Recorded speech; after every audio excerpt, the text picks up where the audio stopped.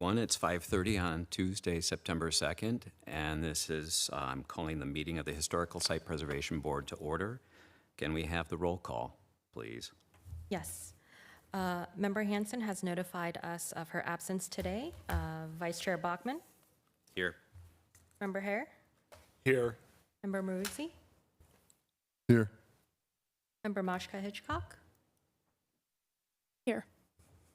Member McCready, Here. and Member Penosa. Here. Sarah, may I ask something of you right off the bat? Yes. I have trouble hearing you. Can you speak a little more loudly, please? Yes, I will try to Thank you. enunciate a little bit clearly. We do have a quorum. Okay. Maybe we have the staff report on the posting of the agenda, please. Yes. The agenda for this meeting was posted for public review at the City Hall Bulletin Board on the west side of City Council chambers and at the Planning Department counter in accordance with all of the city's policies. Okay. Does the board have any revisions to the agenda, including requests to remove items on the consent, on the consent calendar for further discussion? Anyone? Okay. May I please have a motion to approve the agenda? I make a motion to approve the agenda. A motion by Member Hare. Is there a second? I'll second. Second by Member Panessa. And is there any discussion? Seeing none, I call the question. All in favor, please say aye. Aye. Any opposed? None. So the motion passes 6-0. Next is public comment. Moving on, this time has been set aside for members of the public to address the Historical Site Preservation Board on agenda items and items of general interest within the subject matter jurisdiction of the board. Although the Historic Site Preservation Board values your comments, pursuant to the Brown Act, it generally cannot take any action on items not listed on the posted agenda. There'll be a 3-minute there'll be 3 minutes assigned to each speaker. Testimony for public hearings will be taken at the time of the hearing. Staff, has anyone requested to comment on non-public hearing items or an item that is not on today's agenda? Staff did receive public comment from David Hamus on a property addressed 490 Compadre, formerly the Kitty College. It's a document sharing history and background about the site that he wanted for the board to have access to. So what we will do is go ahead and forward that information via email. It will be available also as a public comment item for others to take a look at. So that will be distributed. Okay. Other than that, we have not received any other comments. Okay. We will now close the public comment and proceed to the next item on the agenda, which is the consent calendar. We have one item on the consent calendar. Does anyone wish to provide comments on the draft minutes from July 1?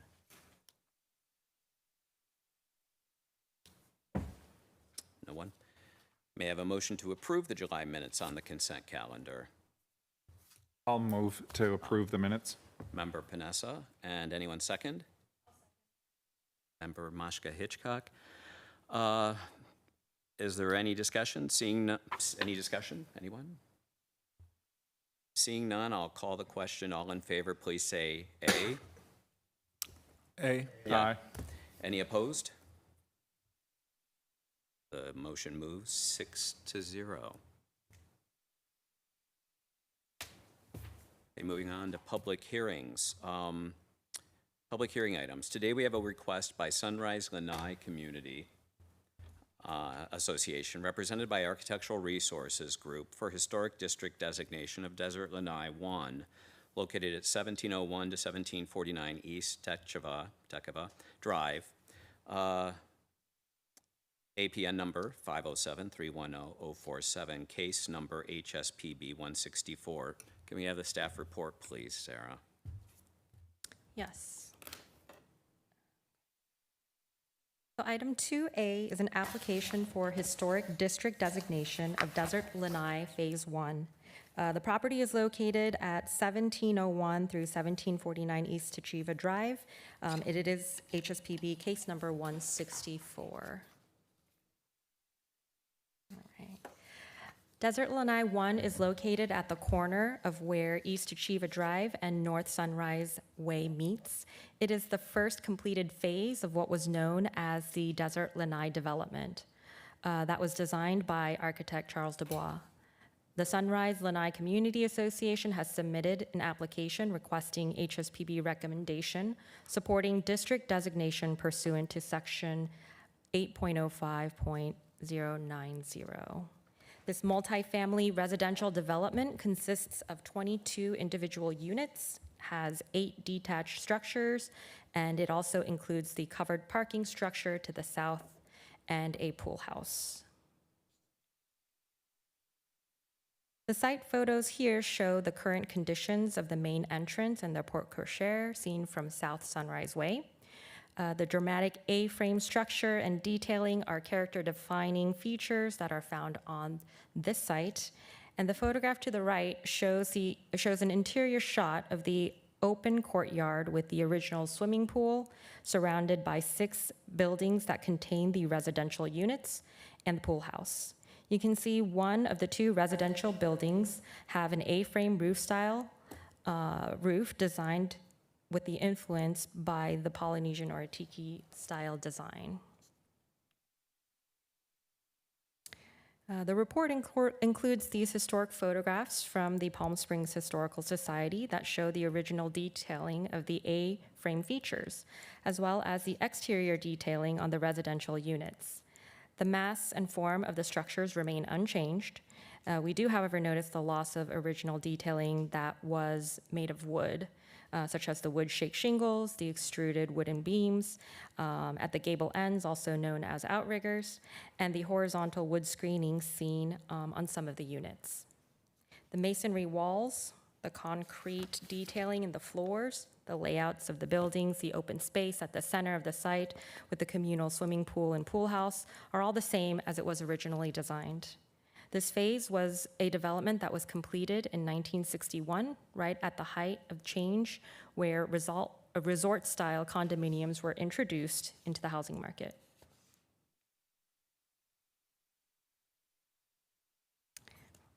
The text is pretty small, but it is information that is in your packet as well. Based on the Historic Resources Report and the site visits, the following findings were made. The property meets criterion C as a resource that reflects a specific time in both local and national history. The post-World War II development reiterates the rise of middle class in the Palm Springs area and the introduction of resort-style living as an early form of condominiums. Desert Lanai 1 combined mid-century design aesthetics with styles of architecture found in the Pacific area that commemorate Polynesian and tiki-style architecture. Both this typology of residential housing and the style of architecture exemplifies this time period. The property also meets criterion E. The design of Desert Lanai is associated with influential architect Charles Dubois. While he was and has many works within the valley that incorporate this tiki characteristic in his single-family projects, Desert Lanai 1 is considered the only known multifamily project by Dubois in this style. His collaboration with the builder Joseph Joe Dunas was also identified as an important factor. And lastly, criterion F summarizes the unique qualities of the site when it is understood as a collection of structures. Each individual structure on its own may not rise to that level of historical significance, but as a collection of individual structures, a level of distinction and recognition can be achieved because they can be understood together as a district. The analysis of existing integrity is the next step for analysis as part of this request. In order for a site to qualify for historic district designation, enough integrity must exist to demonstrate its historical significance. In the case of Desert Lanai 1, the site has maintained its original location and design. This does include the site design, which all remains intact. The forms and massing of each structure remains unchanged from its original design. And while some of the original wooden materials have been replaced over time, the overall materials do remain. The stucco surfaces, the fenestration, the rock walls, the post and beam construction are all character-defining features that are extant at the site today. Good maintenance of the site, including the landscape, allows for some of those original features of the site design to continue and be understood. Because the overall design remains unchanged, the integrity of feeling and association remains present.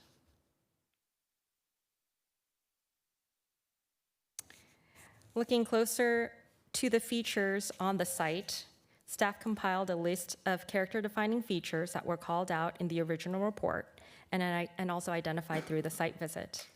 This information is outlined in your packet as well as the draft resolution.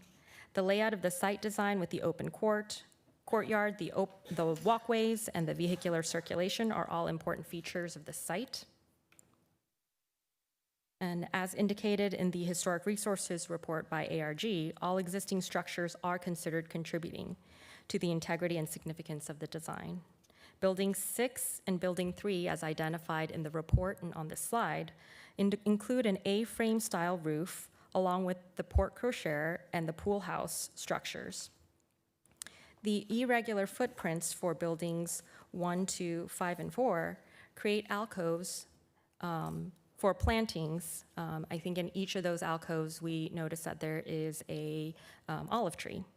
And the covered parking structure provides a utilitarian design that gives each unit a parking space and equal storage. Other design features like the private patios, the masonry walls, and decorative handrails are seen throughout the development.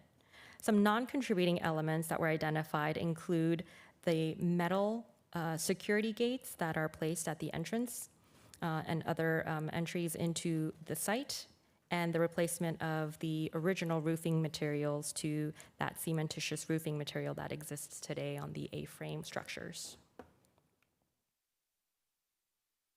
Following the in-depth analysis that was provided by the site, staff does find that the Desert Lanai Phase 1 site meets criterion C, E, and F, and retains sufficient integrity to be reclassified as a historic district pursuant to the local preservation ordinance. This application was initiated by the Owners Association with the support of 82% of its residents. And based on these findings, staff does recommend HSPB adopt the draft resolution supporting district designation to City Council. With that, I'll conclude the staff presentation and we'll take any questions related to the staff report. The applicant team, and I believe the writer of this fabulous report is also here to answer any questions. Thanks. Does the board have any questions? Oh. Come on. Okay. Does the board have any questions? I have a question. Member I'm curious about the other 3 desert lanais. Are they all part of the same HOA? I'm actually not sure if they're all part of the same HOA. No. Maybe we I'm can. seeing not shake. Yeah. If you want to actually come up to the mic, that would be great, and then you can state your name into the record. Yes, that one right there. Oh, that one actually. Okay. The one with the light. Hi, my name is Brandon Smithwick. I'm with Architectural Resources Group representing the Sunrise Lanai Community Association. So each of the 4 different developments were developed over the course of the 1960s, and they all have separate HOAs. So that's why it was just Desert Lanai 1 who applied for this historic district nomination. I see. Okay. Yeah. And do you know, I didn't get a chance to look myself. Are all 4 identified on the city survey as eligible, or just Desert Lanai 1? I believe it's just Desert Lanai 1. It's the one that maintains the most integrity. The other ones have undergone quite a few significant alterations over time. So yes, to my knowledge, it's just Desert Lanai 1 that was deemed eligible for designation. Thanks. Yeah.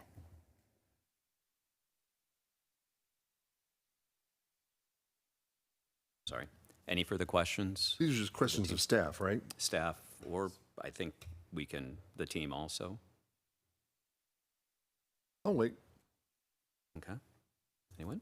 And nothing for the team? Thank you very much. Okay. Now, anything for the staff? Member Maruzzi? You sure? No. Okay. Anyone? Okay. No further questions of the staff. We'll open to public hearing. Is there anyone in the audience who wishes to speak in public comment on this item? No one. No further speakers on this item. I'll close the public hearing. Oh, sorry. Did I misstep? We just need to check if there's anybody online who wants Oh, to. right. I'm sorry. Is there anyone online who wishes to comment? If someone online wishes to comment, please demonstrate so by using the raised hand function in the Zoom chat.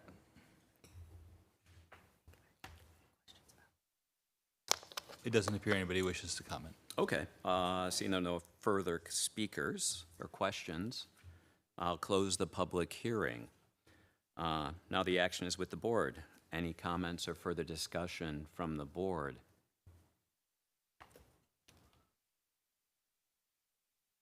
I'll start if. Let's start, let's start with Member Panessa. On our visit, I guess my impression is that this particular portion, or this HOA, separate from the other three HOAs, has worked hard over the decades to really maintain the historic feel of this property. While there have been some minor changes, those changes were probably necessary for maintenance, but really don't impact kind of the historic significance of this property.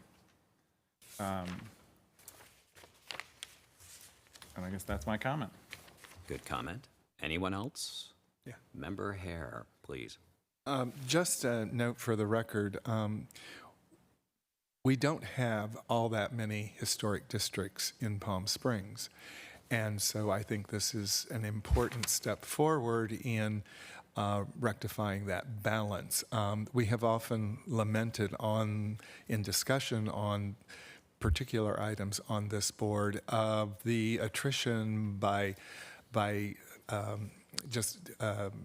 the attrition of significant sites, one change, one alteration at a time, and by designating something that is, and I agree with Member Panessa that this has maintained a significant level of integrity that we then help to mitigate that attrition by alteration at a time by simply making this a historic district, which I am very much in favor of.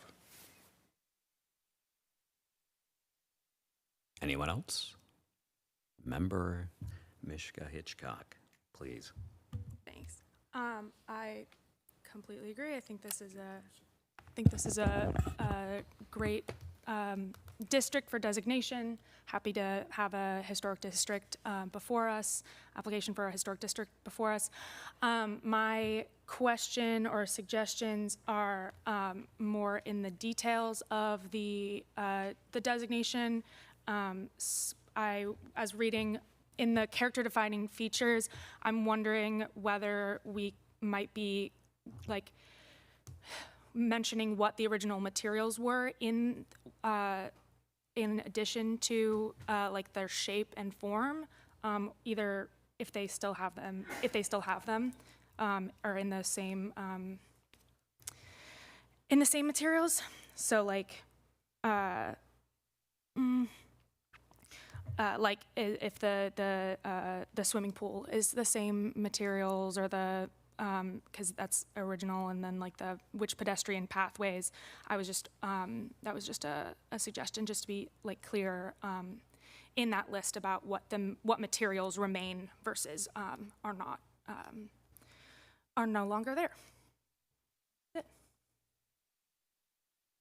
Thoughts? Anyone else? Member Maruzzi. Overall, the integrity of this property is very high. You know, it's unfortunate that a lot of the original wood features are gone, but that's not unusual for a property from the early 60s. It would be nice if the HOA would attempt to do the level of restoration that was done at Royal Hawaiian by actually reconstructing like these outriggers and these flying sevens is what they call some of the ones that are on the individual units, to make it almost perfect, because it's really close, and it would be nice to bring those. It would be nice to bring those elements back. It would just add a lot more, add even more integrity to it. I mean, the issue of the roof materials, I mean, they're just do not look like wood shingles. I don't know if they've improved the technology since then, but they don't look like original wood shingles. I would typically say, but I won't, that they look pretty crummy. I guess I did. Yeah, that was the one thing that really bothered me, was they just look awful. But I don't know what you can do about it, because that would probably cost extreme amount of money to remove them and put something on, because I do think they make new shingles that look like wood. But other than that, I mean, I fully support the nomination, and there aren't that many of these types of Polynesian-inspired condo complexes, and this one's a really good one. Anyone else? Board? I agree with that. Everyone was saying, I think it's a great project, and it's, I'm happy you brought it to us. So with that in mind, no further discussion. May I please have a motion? I move for adoption. Anyone to second? I'll second that. Great, by Member Panessa and Member Maruzzi. All in favor? Say aye. Aye. Aye. I'm sorry, I Can we amend overstepped. that? I believe it was Member McCready who Oh, did- I'm sorry, I wasn't watching. Member McCready and then Maruzzi. Thank you. So let's try again. All in favor? Aye. Anyone opposed? So we have 6-0 in favor.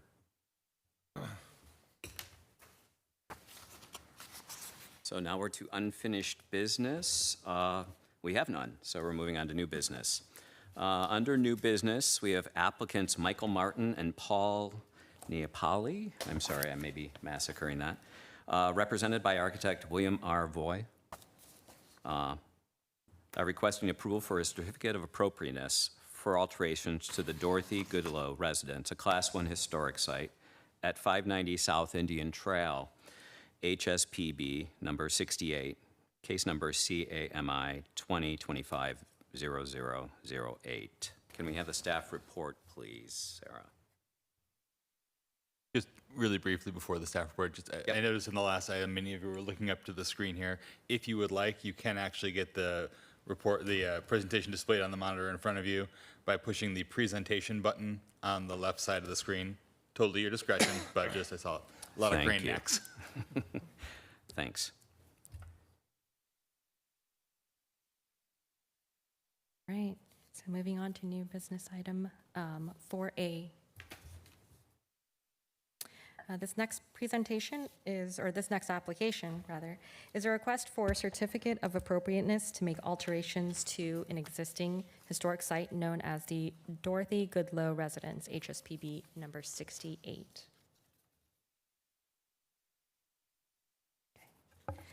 The single-family residence is addressed 590 South Indian Trail, and it's located at the corner of the lot. So it's a corner lot, single-family residential. The lot itself is over 15,200 square feet in size, and it is a designated site, which requires any exterior changes to be reviewed by either the HSPB or by staff to ensure that the alterations meet the criteria listed in section 8.05.110. So with a little bit of background here, the site was constructed in 1936 by Lee Miller. It is done in a vernacular style that incorporates architectural characteristics of a ranch-style home. It was eventually designated a Class 1 site in 2009. by meeting the criteria for association with significant individuals, being an excellent example of vernacular style architecture from the era between the wars. Constructed by Lee Miller, who was trained as a civil engineer, the home is associated with Pearl McCollum McManus, a prominent early settler of Palm Springs, and later associated with the screenwriter Howard E. Koch, who was best known for his writing and association with the 1942 film Casablanca. When you look at the original designation resolution, it actually does refer to this home as the Casablanca Adobe. But as you all know, when we name our historic properties, we do refer back to the original homeowner. So that is why it is now known as the Dorothy Goodloe residence. So we have some additional photographs of the site. This is showing the street-facing elevations in a bit more detail. As you can see here, the property is surrounded by a wall. It does have vegetation, so there's a bit of screening from the street level, so you don't get to see the full elevations. It is a ranch-style home. It has a rambling floor plan, which means you have a floor plan that kind of continues on with the ability to potentially add on to the edges.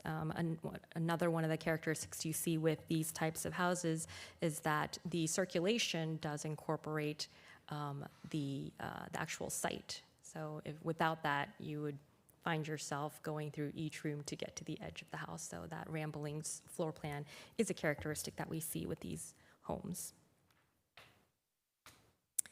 The staff report details the scope of work as it's being proposed by the current owners of the property. It does start on page 3 of the report.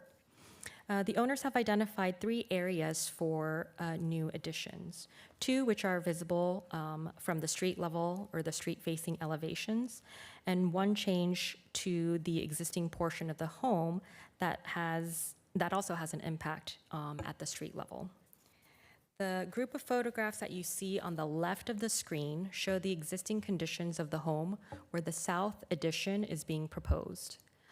Here, the applicant proposes to remove an existing water heater enclosure and a bathroom in order to add the addition. And to the right, you'll see some photos showing the exterior conditions of the site where the north addition is being proposed. The removal of an existing interior closet would be necessary for this proposed addition, which is to be located behind the garage structure. The collection of photos you see to the left here shows the rear of the home, where the applicant proposes to enclose that part of the exterior wall by creating a porch-like feature that would be enclosed with glass that utilizes glazing patterns that are existing from the home. No historic fabric is proposed to be removed as part of this enclosure. The exterior walls are to be enclosed. And lastly, the set of photographs that you see to the right show the existing conditions of the flat roof portion of the home for some of you who were able to go inside, this is the portion that had the low interior ceiling heights. This area, the applicant is proposing to seek raising the roof and in addition, raising the parapet height of this existing feature. So all of these drawings are inside your packet, but I did want to lay these out a little bit. This information shows where to the left you see a floor plan of the existing home. Again, you can see that rambling style of architecture where you see additions kind of extruding out from that center portion or the main entry space of the home. And the floor plan to the right shows the areas where additions are being proposed in red. Please note that on the plan, like if you're looking at these plans, plan south and plan east is where the home faces the street.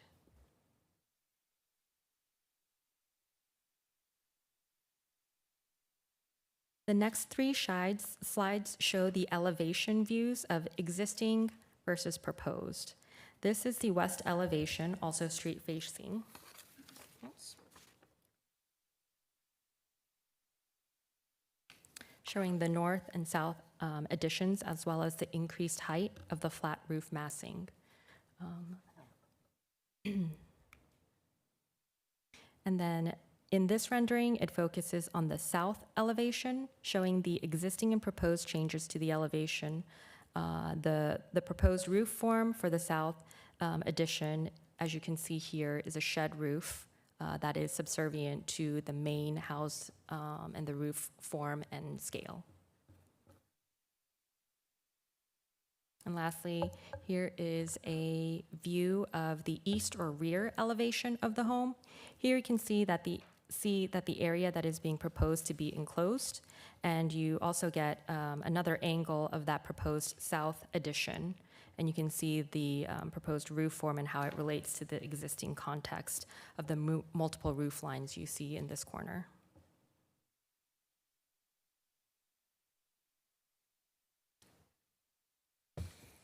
So the Historic Preservation Ordinance intentionally allows for appropriate and compatible alterations to occur on historic properties. This is to promote the ability for these properties to adapt to modern needs. However, these changes must not negatively impact key character-defining features, particularly those that are facing the street. And the alterations must not compromise the resource's eligibility to convey its historic significance. Staff finds that the proposed project is certainly headed in the right direction to meet all necessary criteria for alterations, but find that it does need to be conditioned to meet specific criterion. Those conditions are outlined both in the staff report as well as the I guess in this instance, we don't have a draft resolution, but in the staff report in order to meet the conditions and criterion for alterations. The proposed alterations are located, again, in the areas that minimize impact to significant features, and it ultimately keeps it in character with the home's design. The location of the north addition is recessed back from the main facade and behind the garage massing. The area for removal of the original material is limited, it is minimal, and it is proposed with a roof form and height that does need to be restudied. So the location of the addition and the amount of material that's being removed is in a spot where it meets the criteria. The proposed roof form, however, is something that we do request further restudy. Excuse me, is there some way you could be showing that, what you're describing on the screen? Sure. Just to remind me?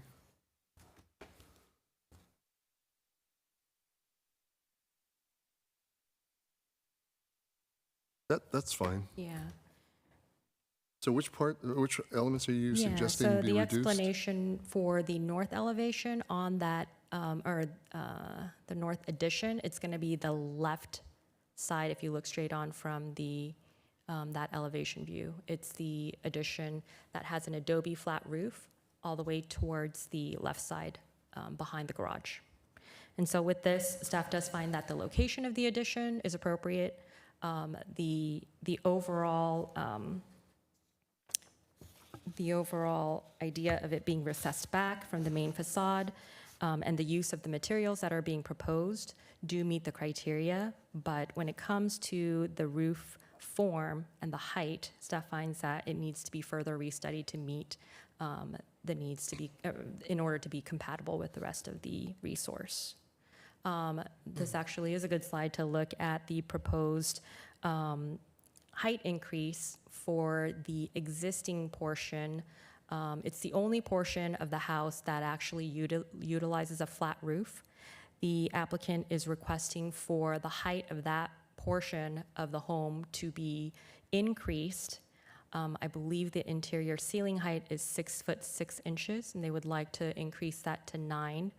But they are also requesting that parapet, that exterior parapet, be raised by 3 feet. So we have that change, that bottom elevation. You can see that the adobe feature is now extending above the roof line.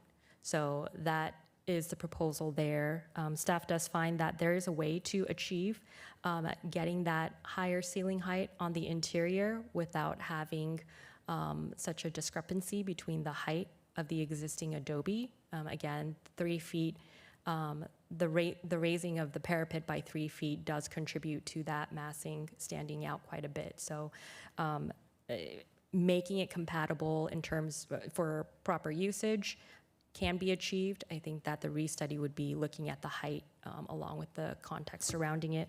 And of course, this is part and parcel with some of the exterior detailing, the wood vegas, those would be looked at in conjunction with that restudy.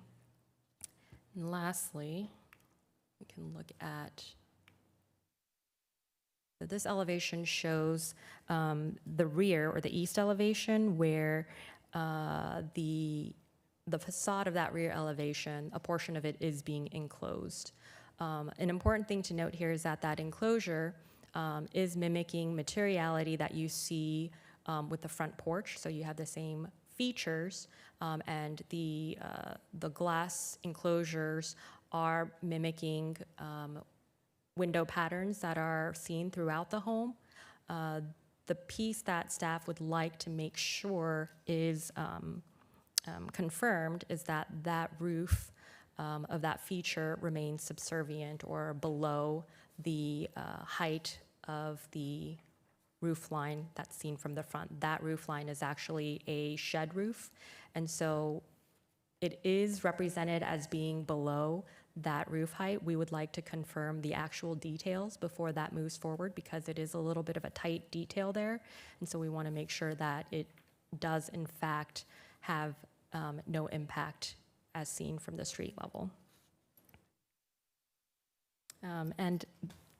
As all of these additions and changes are being considered, if there are any structural instabilities or issues that are discovered within this process, it is important that the project take action on restorative measures to be taken as part of this project.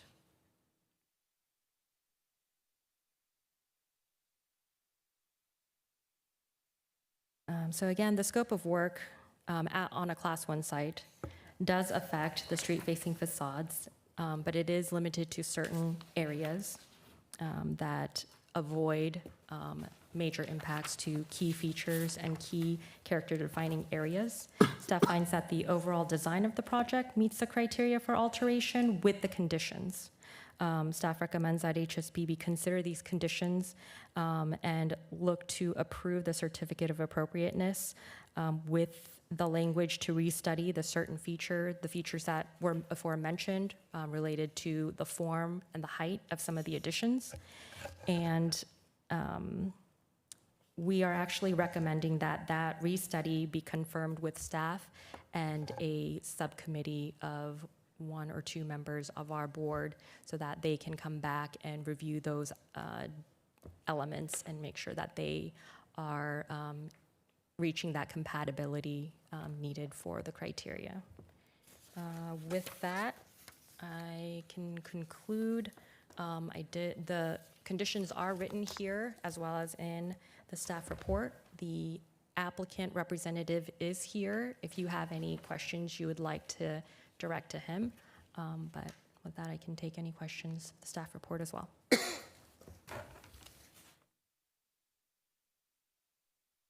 Any questions from the board? Member Mishka Hitchcock, please. I have a question for the applicant or the applicant representative. But if there's any other questions for staff before that? Okay. No? Hello, Bill Lavoie, representing the owner, the architect. Hi. Hi. I was wondering why you and the owners decided to build an enclosed patio, specifically the enclosed. They need a gathering space. It's a 1930s house. It's very small. It's sort of like the interior space is very small, particularly the dining room, which barely seats 6. It's a very tiny room, just sort of added on to the living room. They have a large family that gathers for the holidays, and they were looking for a covered enclosed space that they could use as a family room, if you will. I see, and that's the enclosure part of it is to Yes, have an it's- interior, a specifically interior space. Yes, conditioned interior space. Okay. And then I was also curious, if I can, I have another, that the I guess it's the north addition. Yes. Why you chose to base that design on the appearance of the existing parapet section rather than the gable roofs styles of the rest of the house. Our thinking was the existing flat roof portion has a parapet that hides air conditioning equipment for that wing of the house. On the other wing of the house, the south wing of the house, the air conditioning equipment was added much later and sits on top of the roof. The owners very much like the fact that you don't see the air conditioning equipment. So when we raise that roof, so the owner doesn't bump his head on the ceiling, we raise the parapet to keep that shielding of the equipment in line with it. Similarly, on the north addition, the new part, we kept a parapet roof. The owners wished to add a solar collectors to the roof, and again, don't really want to see them. So the parapet is a minimum amount to add almost flat solar collectors, but still shield them from any view, including on the site. Thank you. You're welcome. Any other questions? Member Penosa, please. I got a couple of questions. The page in the report that shows the current footprint versus the proposed footprint, I'm just curious, is the current footprint the original footprint? As best we can tell, yes. It's one of those very curious pieces of building that the record seems to indicate it was built between 1936 and 1940, the garage being built in the 40s.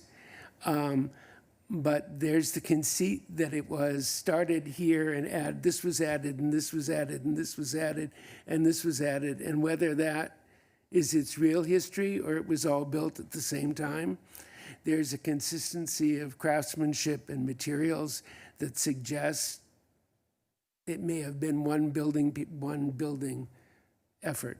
Well, and I would imagine it started in 1936, before Palm Springs was even officially a city. Yeah. There probably weren't a exactly. lot of guidelines and rules. The second question is the slide that showed, I think from the back of the house where you're proposing the enclosure. Yes.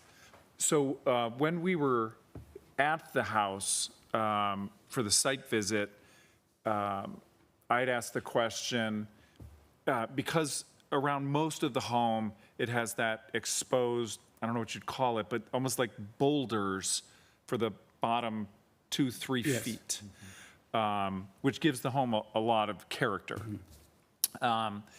And I was under the impression that for the additions, that was not going to be the case, but in these images, it looks like it is the case. It is the case. Okay. We are both retaining whatever is there enclosed in the fabric, in the new interior spaces, especially the porch area in the back.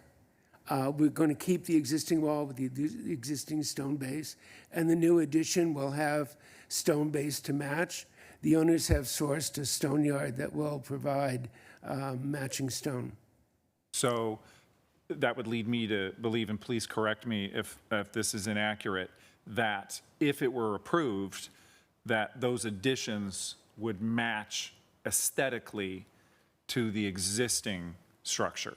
Yes, it will. Okay. And then, I'm sorry, one last question. The staff report talked about the parapet wall being 3 feet. So raising the north, or the addition on the north end, raising the ceiling from 6.6 to 9 feet, so there's 2.5 feet, and then the parapet wall being 3 feet. So that's feet. 5.5 feet? 12 feet, a total 12 of, feet total total. of 12 feet. Okay, and in the image, it looks like that's the same height as the other flat roof section, Yes. but that is the proposed, yeah, there. So that is also raising the parapet wall. Yes. Okay.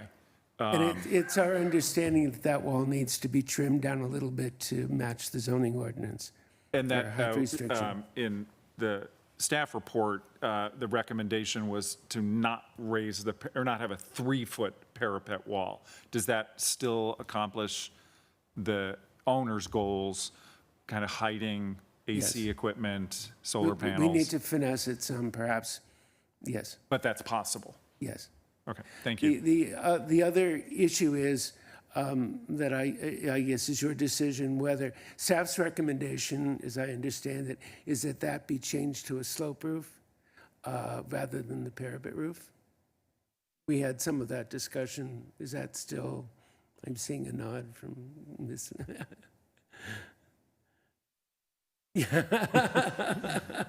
You can say yes. The staff's recommendation in condition 1 does specifically address the roof form of the north addition to be compatible with either a gable or a shed roof. So not go the route of a flat adobe-style roof for that new addition. I'm sorry, that makes me think of another question.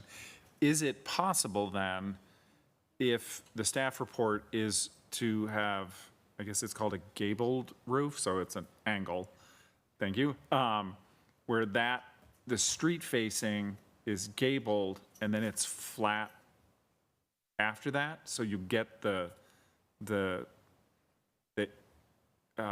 integrity of like the rest of the home's roof, but it still accomplishes maybe the owner's goals of giving them some space to hide air conditioning. That make sense? Yes, I see what you're saying. We hadn't thought of that. But we would consider, if staff would entertain that idea, we would consider it, of course. Thank Other you. questions? Member McCready? I have a question regarding the proposed height of the 2 additions on the west elevation. Microphone. I have a question regarding the proposed heights of the new roof on the west elevation. As I look at the scale of them vis-à-vis the rest of the house, they seem quite high. If they were to come down a little, how would that impact the internal intention of you and the owners to have more usable space? We would just have to finesse the height of the room and minimize the amount given to structure and still provide sort of a minimum screening of the equipment. So we will attempt to bring it down. I realize that one of the owners is 6'10" or something like that. It's 6'8". 6'8", so he And probably the doors needs a in the bunch of house is space. 6'6". However, looking at it from the west, I think it really does impact the overall visual integrity of the original structure. And that's one of my concerns. I see, I understand. Anyone else? I have a question for you. With the mechanicals on the roof, the HVAC compressors, would that not require some sort of screening per code anyway? Something to screen it from the street? Or is that a separate, does not apply here? And maybe staff knows better about that. So per the zoning code, any mechanical or mechanical equipment located on the roof would require a certain level of screening. We have had instances where for historic properties, there may be an exception looking at compatibility. But again, I think that would have to be explored further. But yeah, there's a zoning requirement for screening of rooftop equipment. Okay, so effectively you're providing the screening with that, and it would be required probably in some capacity. I'm not completely sure, but likely something would have to be there. So that extra height well, I agree. It dominates that elevation. It's taller, appears to be taller than the ridge of the main body of the house.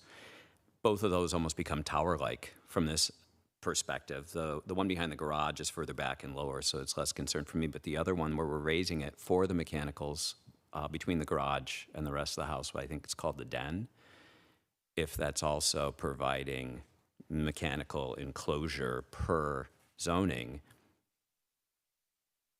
it might be the best answer. So I'm just throwing that out there. If would you rather see it lower and something else added that was sort of a foreign body just dropped down to enclose it to meet the zoning regulation?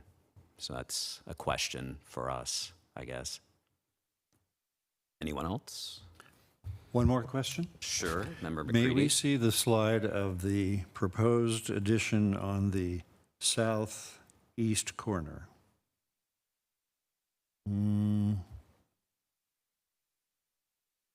Yes. On the bottom slide on the east elevation, the use of the material on the proposed addition on the extreme east end, I can't remember what is behind that wall. Is that a bathroom? There is an existing water heater enclosure and a bathroom that's being removed. Let's see. And the reason for no windows in it is? Existing windows? No, we are proposing windows. There's only one small window on the east elevation. There are larger windows on the south elevation. Thank you. Anyone else? Comments, questions? Member I Hare. have an observation, but I'm not sure this is the point to make it. Or should I just jump in? I think we're still doing questions, right? So you Yeah, might want to wait okay. till deliberation or after discussion. I think we're done with questions. Yeah. Thank you. Thank you very much. Now we're to the actions of the board, comments, et cetera. Okay, my thoughts and comments on this particular request. When I first approached the property, I was struck by the charm of it, and in spite of the fact that it had a significant owner at one point in time, I still felt like it could have been a Class 1. One of the things about it that is so charming is that it's just very quirky. And that quirkiness is one of the attributes of it, even though we don't usually call that out when we come to historic preservation. And sort of as a compliment to the architect, what they're proposing is something that helps to sort of smooth out some of those quirks to make it far more modern in the sense that it is contemporary for use today. And they do a great job of it in that sense. However, as evidenced by just the previous discussion over the height of that particular parapet wall, I find that it becomes a very facile solution to what the owners need, and I feel very I'm very much in favor of helping them achieve that. But what I would love to see in the conditions is something that isn't quite so slick, if you will, something that helps to retain that quirkiness. The last comment I would like to make is that a lot of effort has been made in terms of taking the new additions and making them aesthetically seamless, or at least that's the proposal. I don't quite think they're seamless, but making them seamless. And in My experience, when an addition is made to a historic property, there needs to be a way for a future generation to understand, without actually going to the documents, to know that that is not part of the original building. And that's a nice balancing act to achieve. But I think in this particular case, it would be helpful to try to retain some of that quirkiness and yet still achieve the needs for the current owners. Anyone else? Member Maruzzi, Could you please. show the west elevation again? Yeah. The original adobe with vigas is a unique feature of the house. And yes, to the north lessens the uniqueness of the original to me. I think also that the addition is out of scale with the rest of the house. I mean, I think we're all kind of saying the same thing.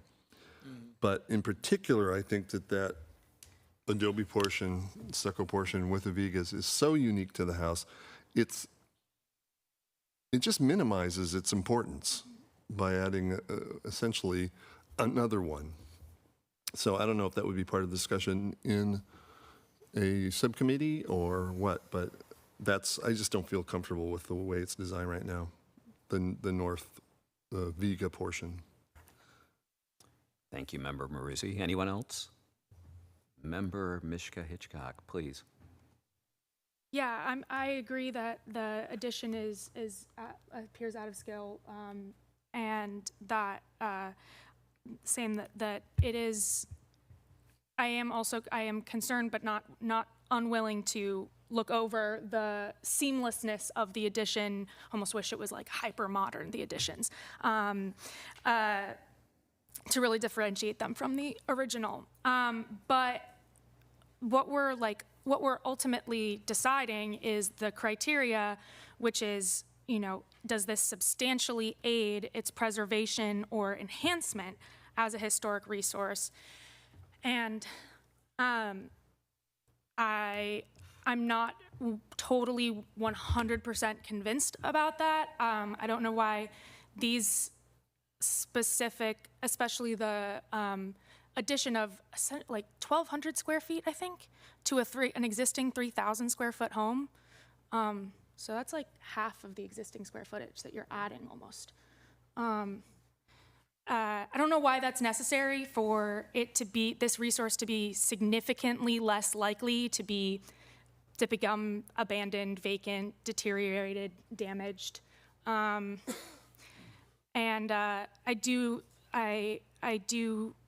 understand wanting to, raise the internal ceiling height so as not to, bump your head. But I do take issue with a little bit the characterization of a 3,000 square foot home as too small to be functional and livable as a modern home, and that the assertion that current living standards demand or necessitate the addition of 1,200 square feet to this home. Yeah. Thank you. Anyone else? No further discussion. Is there anyone liking to make a motion? And Sarah, a question. We can move for your recommendation, or we could move, we have options here. Okay.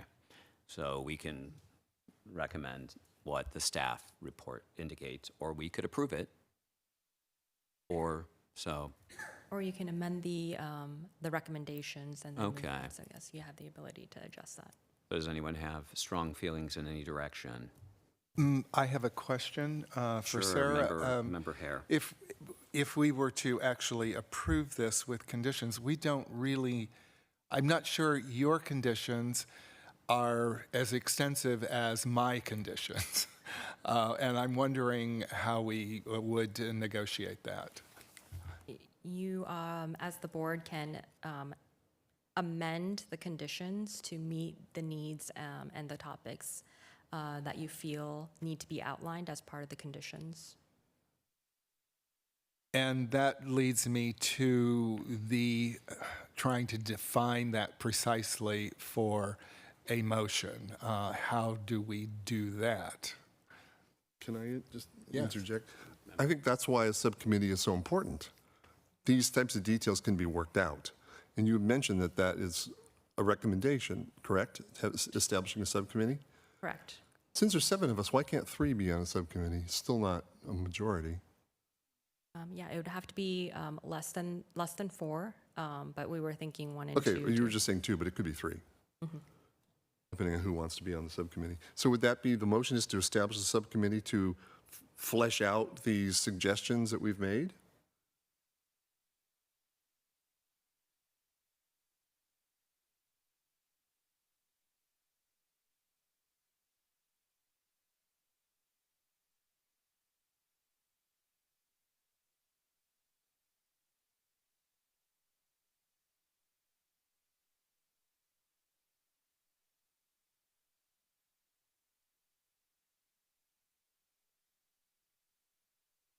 The question I have is, can we make a motion to approve this with the condition that a subcommittee review the conditions?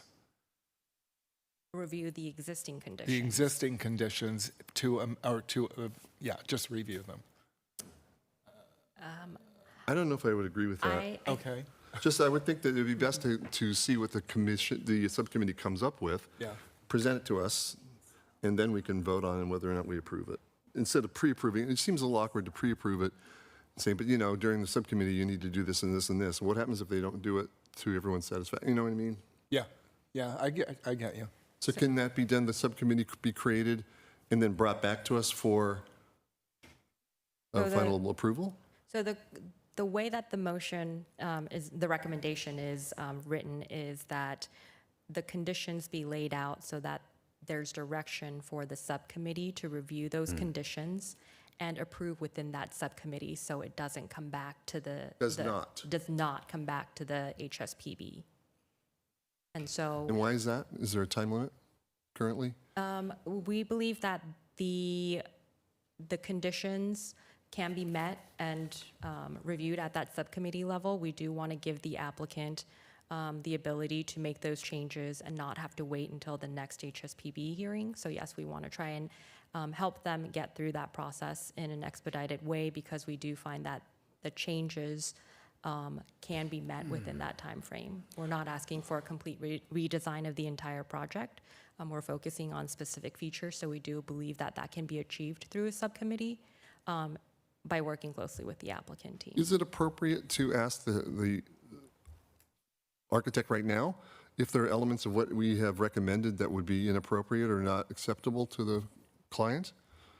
So we don't, for example, just the one that I recommended about not mimicking the Adobe Viga portion. And if he says, well, no, that's a really important part of the way I've designed it, and I don't really feel comfortable doing that, well, that answers that.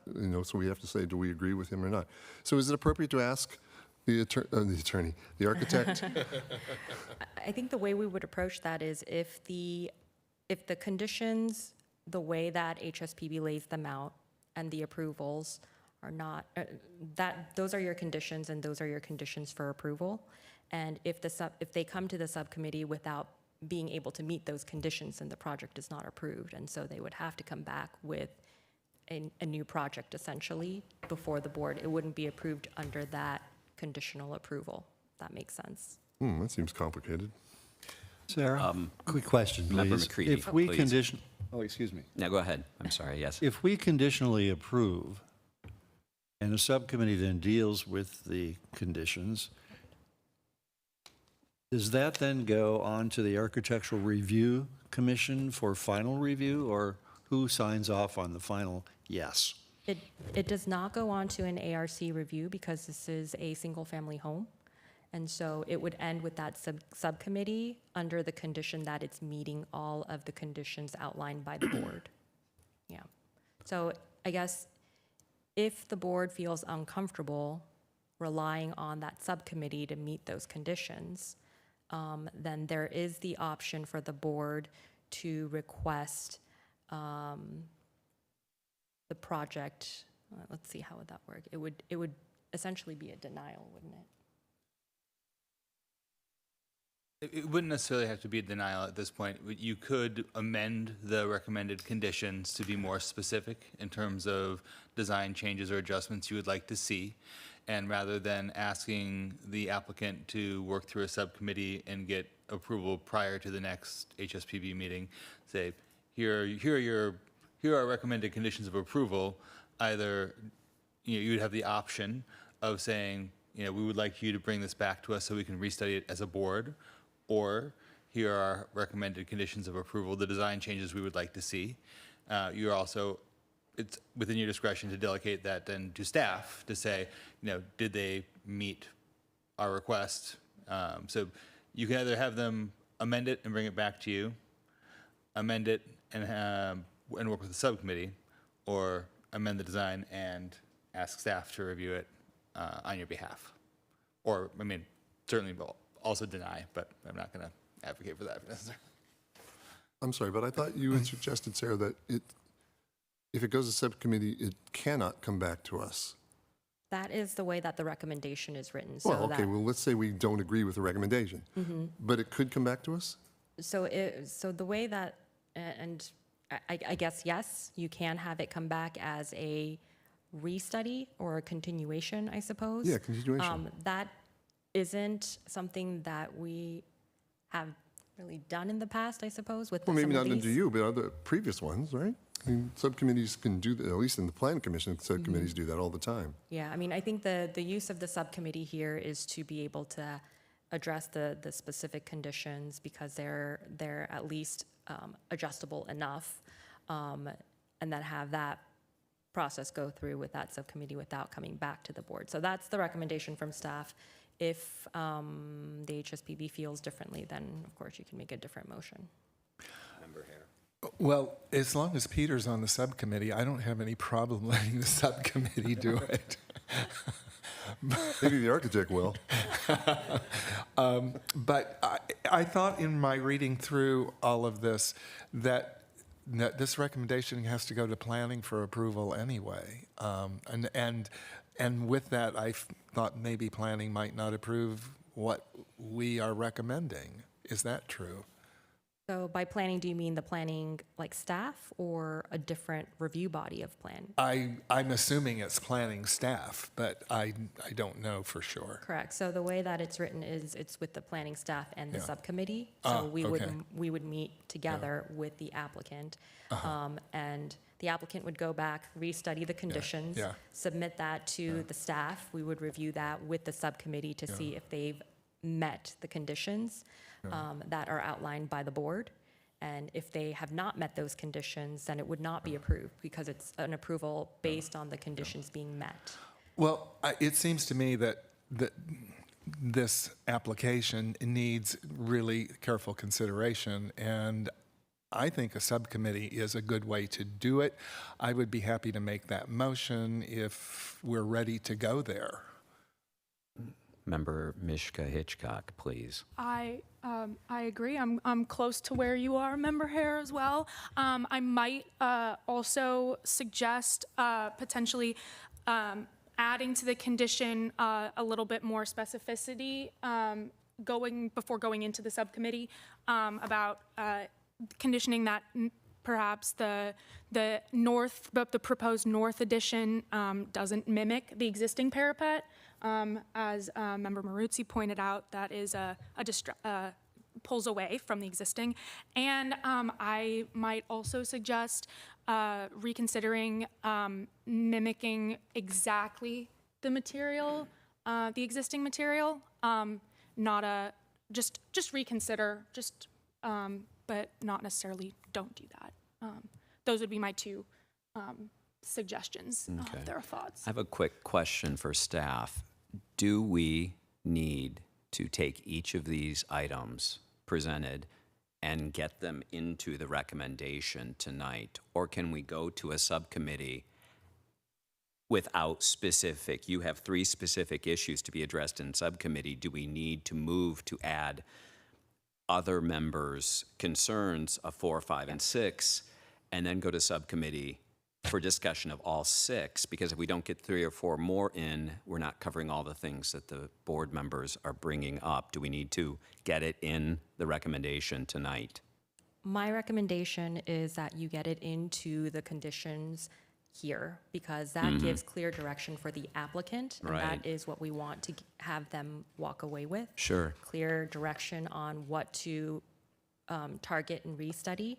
And if that list of restudy is so large that they're redesigning the whole project, then I think we need to rethink the direction that will be given in terms of it coming back to the board. I think this Okay. was outlined for the fact that it's smaller items, but important items that can be addressed at that subcommittee level. But I would recommend it be amended into these conditions so we give them clear direction. Here tonight. It sounds like we're pretty much in agreement, and I'm throwing this to the board, that it's not so much the floor plan, it's not the way it sits on the lot, it's not the way the pieces stick together, it's the details.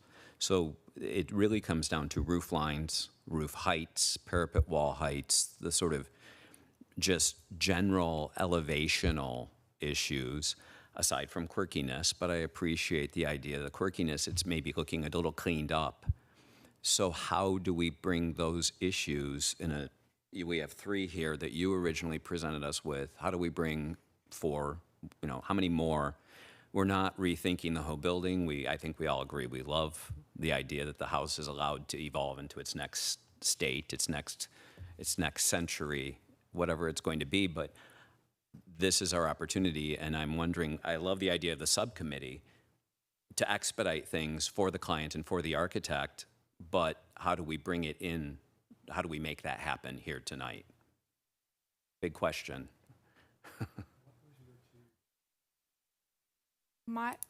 Material differentiation and And saying specifically that we'd like it not to mimic, the addition not to mimic the existing parapet roof. that was Peter too. Okay. Right. Okay, I have a motion to propose. You can vote it Member up or Hare, down. lay it on us. Okay. I move to approve the request by Michael Martin and Paul Neapoli, represented by William R. Lavoie, architect, for approval of a certificate of appropriateness for alterations to the Dorothy Goodloe residence, a Class 1 historic site located at 590 South Indian Trail, with the conditions as stated by staff and adding 2 additional conditions for a subcommittee review, namely that the north elevation vigas not be repeated in mimic of the original, and that there is a differentiation of materials so that they can be distinguished from the original. I would just say that it's be considered, the differentiation material be considered. Okay. Yeah. Got it. Thanks, Tony. So just a question, because I want to make sure I understand. Member Panessa. So our proposal or proposed conditions are, we're not saying they must do material differentiation, but we would like them to look at it, if it's possible and appropriate. Is that fair? That's my understanding, that I we think are for giving that- the subcommittee directions. That would be resolved For in the that one element, subcommittee. though. Yeah, to that one issue. Right. Yeah. That would be 4 issues, the 3 original, 1 more. Are there any others? Member McCready, Height level in there. the elevation of those additions? I agree, but that's already in the original. Whereas Sarah, staff report brings Sarah, that could you up. put up the slide that that shows the it's- conditions And you that can are see, currently? Eric, it's in she has it dashed out around the area she's talking about where it's bumped up. There, you see the 3 proposed conditions: reduce the height. So that's already one of the issues. So that, and I agree completely with that. So if we all agree with basically 1, 2, 3 as presented by the staff, we add what was summarized by Member Hare, put that in the record, vote on that, go to subcommittee. Is everybody okay with that idea? So we have a proposal from Member Hare. So do we vote on it now? I mean, with that idea of making a fourth recommendation item into the record, and then subcommittee will be formed, do we decide who's in the subcommittee tonight? Yes. So Okay. I think if I remember, Member Hare stated in the form of a motion. Yeah, right, So we don't have to exactly. go back and say it again. We would have an open motion looking for a second. A second. Oh, wow. Excellent. A second from Member McCready. Then you vote. Discussion, then you vote. So vote. Who should be on the committee? Do we have to? Do we have to that do the, for- we'll do the committee Secondly? next step. So in favor of, as discussed, the 4 issues to be discussed and resolved in subcommittee, say aye. Aye. Aye. So we have 6-0 in favor of that. Next issue, who is the subcommittee? How many do we want on the subcommittee? 1, 2, or 3? Anybody, who wants to be on the subcommittee? 1, Member Mishka Hitchcock. You should, yes, I can't. Anyone else? Member Marusi? Oh, when is the subcommittee going to meet? I'm sorry, I'm gone from September 10th to the 18th. Does that blow that? We'd want to do it quickly and expedited before the next When meeting does the so that subcommittee the, meet? Yeah. Maybe before you decide on timing, yes.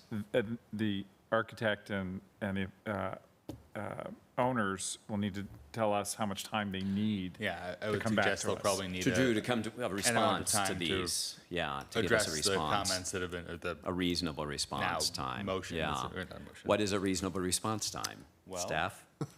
Or that's dangerous asking the architect, I say, as an architect. Yeah. So, To Let's get hear me it. off the case, we'll probably say 36 hours. September 8th. Not tomorrow. yeah, maybe next week. I would think 2 weeks. So Member Mishka Hitchcock. I do- One subcommittee member at this point. Do you have a question? Would these be able to be conducted over video call, Zoom? Subcommittee advisement? Done that before. We might have to actually look at the parameters for subcommittee and the meetings for that. I haven't actually done one with our group here, so we can confirm that. There are some I think they can. regulations. Yeah, we'll need to check. I'm pretty sure that we can do them remotely, but I want to be absolutely sure before I say yes. So it would be if we can, it would be. Would that mean you're not going to be on the subcommittee? It would create an issue that is not insurmountable, but is difficult. 2 weeks. And for me, it would have to be starting the week of the 22nd. I don't know if that's. Can we it's 2.5 push it off that weeks. far? We can. It is if at we- your discretion. If we want to. Does that help you, Catherine? No, timing doesn't really. Okay. Anyone else interested in being? We have Peter, we have Catherine. Maybe Peter. That's right, okay. Gentlemen. Either of you? Or just, we have 2, that's all we need. There you go. There's 3. Member McCready is in on it, so we have 3. McCready, excuse me.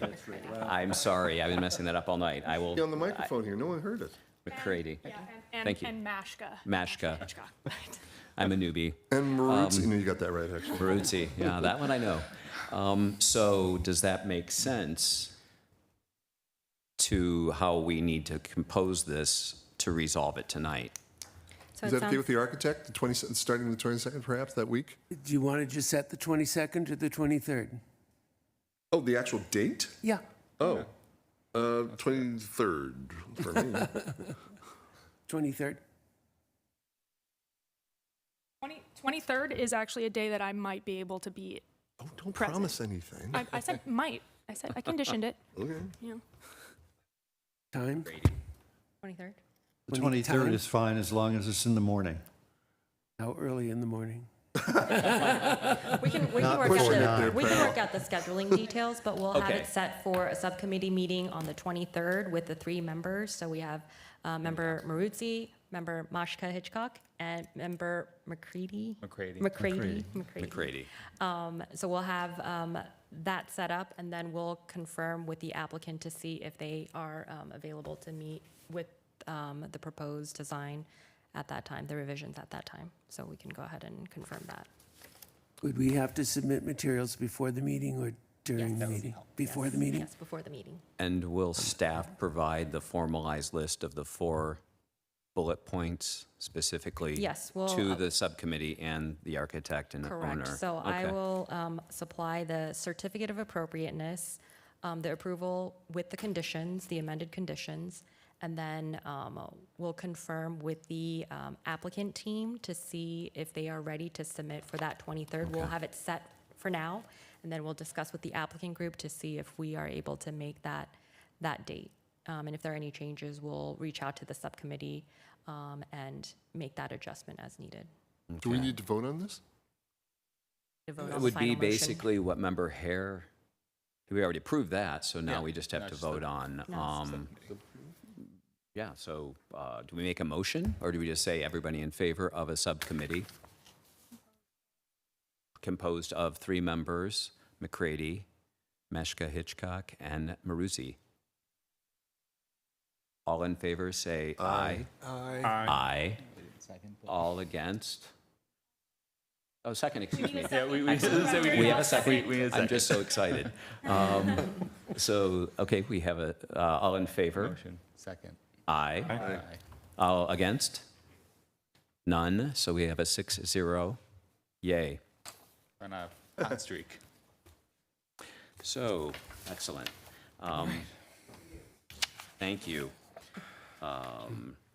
So that is complete. Now moving on to reports, requests, and comments.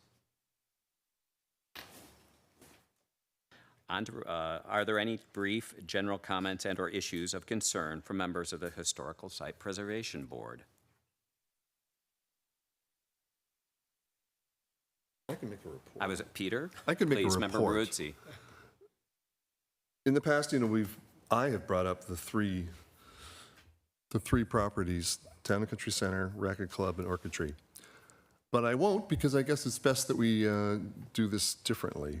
So the Palm Springs Modern Committee has decided to work with their attorney and work with the city in getting information on the status of all 3 of these. So it's happening now. And we're just hoping that or I shouldn't say we, but the organization is still hoping that that will happen quickly. It seems to be the best way to get things moving, so. I'd like to say thank you, Peter, for pursuing that. They're all worthwhile, and we appreciate it very much. Anyone else? So then I adjourn the Historical Site Preservation Board. Does she have a report? Oh, staff comments. Sorry, skipped over you again. Staff comments, please, if any.